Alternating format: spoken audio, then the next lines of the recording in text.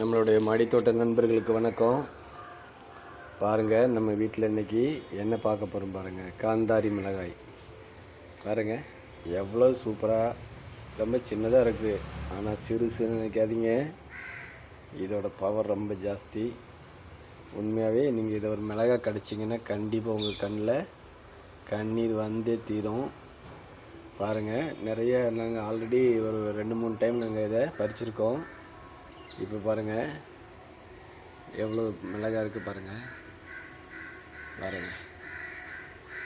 சூப்பராக மிளகாய் வந்துகிட்டே இருக்குது. இவங்களுக்கு தேவையான சத்தை மட்டும் நம்ம கொடுத்தா போதும். அடுத்து பூ கூட இருக்குது பாருங்கள். அடுத்த பூவும் இருக்குது. இது ஒரு கிளையில் மட்டும் இல்லை, அடுத்தடுத்த கிளைகள்லேயும் பூ இருக்குது. நிறைய பூக்களும் இருக்குது, காய்களும் உங்களுக்கு என்ன பாருங்கள், சின்ன சின்னதாக தான் இருக்கும். ஆனால் ரொம்ப அருமையாக இருக்குங்க. இதை நீங்கள் எல்லா குழம்புகள் எதுலேயும் நம்ம யூஸ் பண்ணாலும் கம்மியாக போடுற மாதிரி தெரியுமே தவிர, ஆனால் ரொம்ப நல்ல காரம், நல்லா அழகாக டேஸ்ட் ரொம்ப நல்லாயிருக்கும். அதுவும் நம்ம ஆர்கானிக்காக நமக்கு கிடைக்கிறதுனால அது ஒரு பெரிய ப்ளஸ்ஸுங்க. இந்த பாருங்கள், நல்லாயிருக்கு. நல்லாவே முதல்ல கூட இப்போது சைஸ் இன்னும் நல்லாவே வந்துட்டுருக்கு.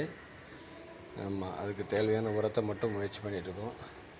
அடுத்து பாருங்கள், நம்ம அந்த நீர்க்கீரையை கட் பண்ணோம்ல, கட் பண்ணிவிட்டு அதோடய குச்சிகளை தழுக்க வச்சுருக்கோம் பாருங்கள். எப்படி தழுக்க வச்சுருக்கோம். நம்ம அது சீக்கிரமாக தழு வந்துடும். அதாவது நம்ம ஏற்கனவே 2 பார்ட்டில் வச்சுருக்கோம். இப்போ இது 3வது பார்ட்டில் வச்சுருக்கோம் பாருங்கள். இது நமக்கு தழுத்து வந்து கீரையாக மாறப்போகுது. நிச்சயமாக பலன் கொடுக்கும். இது நம்ம முயற்சிக்கான பலன் தான். இது பாருங்கள், நம்ம கொண்டு வரும்போது 2 குச்சி கொண்டு வந்தோம். இன்றைக்கி பாருங்கள் எத்தனை இருக்குது பாருங்கள்.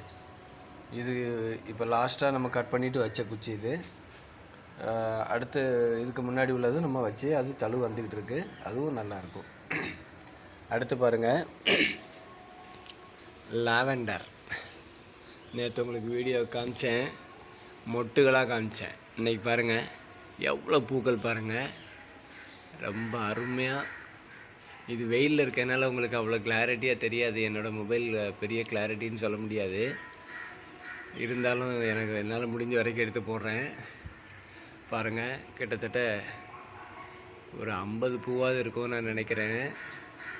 ஒரே ஒரு கிளையில் இன்றைக்கி பூத்திருக்க பூ மட்டும் பாருங்கள், ஒரு 6-7 பூ இருக்குது. 6 பூ இருக்குது. இதில் ஒவ்வொன்றுலேயும் அப்படி இருக்குன்னா நீங்கள் பார்த்துக்கோங்க, எவ்வளோ சூப்பராக இருக்குது பாருங்கள்.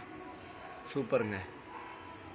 இதை ரசிக்கிற மனப்போக்கம் இருக்க ஒருத்தருக்கும் இது வந்து பெரிய ஹாப்பியை தரும்னு நான் நம்புகிறேன். தேங்க்யூ, பாய்.